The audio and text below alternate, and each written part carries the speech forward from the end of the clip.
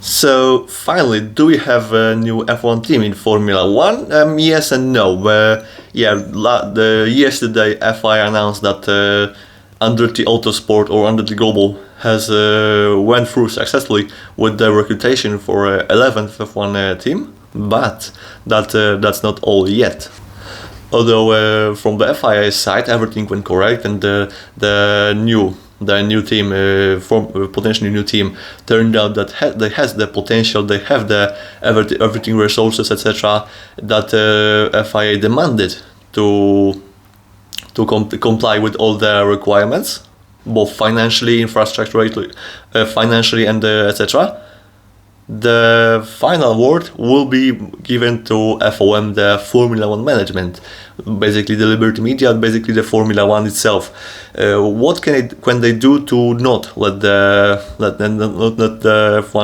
new F1 team enter the Formula One? We don't know, but we all heard since the last 2 years. For the last 2 years, we heard that the Toto Wolff, for example, and Stefano Domenicali, they said that the new team has to bring some value to the sport. They need to enter with the manufacturer. So Andretti did so, and they both Cadillac. Of course, Cadillac will not build their own F1 engine. They will run with the branded Honda for at least for the first couple of years. Maybe later that will change, but for now it's not important.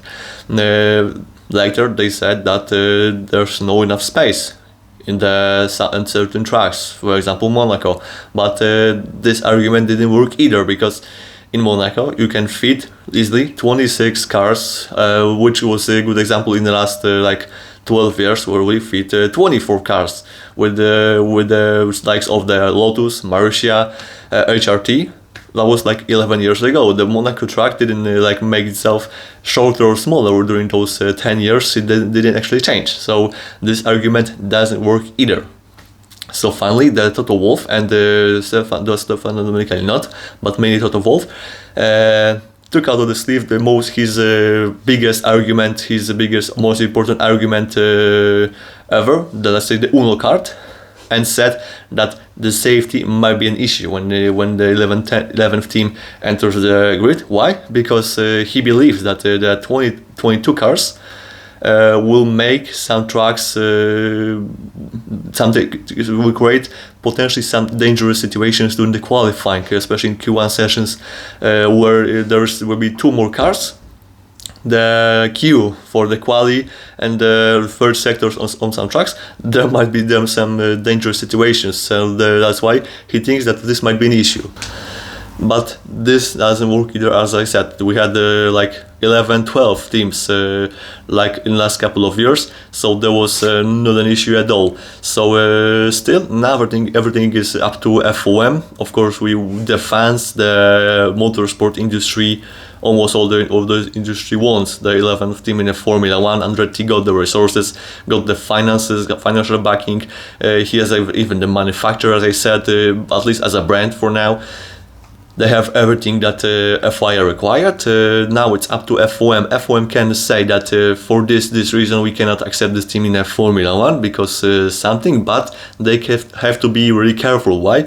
Because FOM is because over the FOM sits the European Union law, as the FOM is based in UK, but the UK is not in a EU anymore. But still, European Union law applies to the FOM and to the Formula One. And if the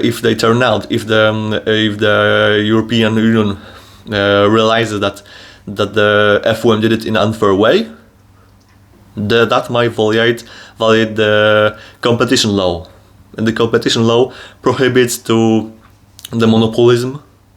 So if the European Union realizes that these rules might be violated by the FOM, then they can make them let the Andretti to the F1. But still, FOM can delay this, because there's still money going on. As you know, in F1 there's more or less $1 billion for 10 teams each year for up to grab, and that means each team receives more or less hundreds of millions. So when this 1 billion will be split into the 11 teams, the money will be much smaller per each team.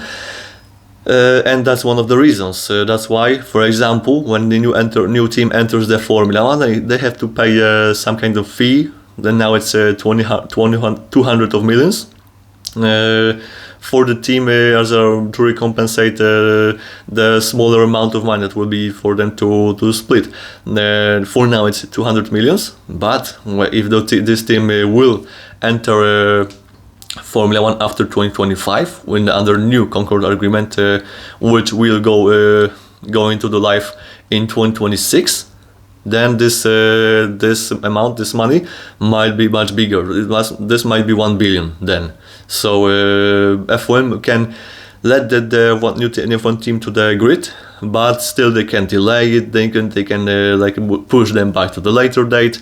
The target is to be on the grid in 2025, which means that this team has more or less half a year to develop the facility, because next more or less March, next more or less April, they will have to finally start building the car for 2025. So the time is quite short.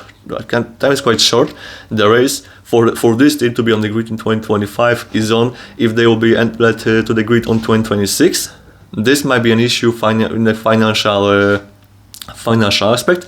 But we believe that this team will have a green light. For now, F1 did not send any statement, so they let's say did not recognize this reputation.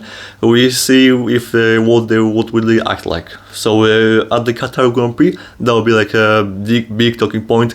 We hope that the good of the fans, we hope that the good of the motorsport industry will win this time, and we have the bigger competition, the 11th team that will let's say bring the value for the Formula One.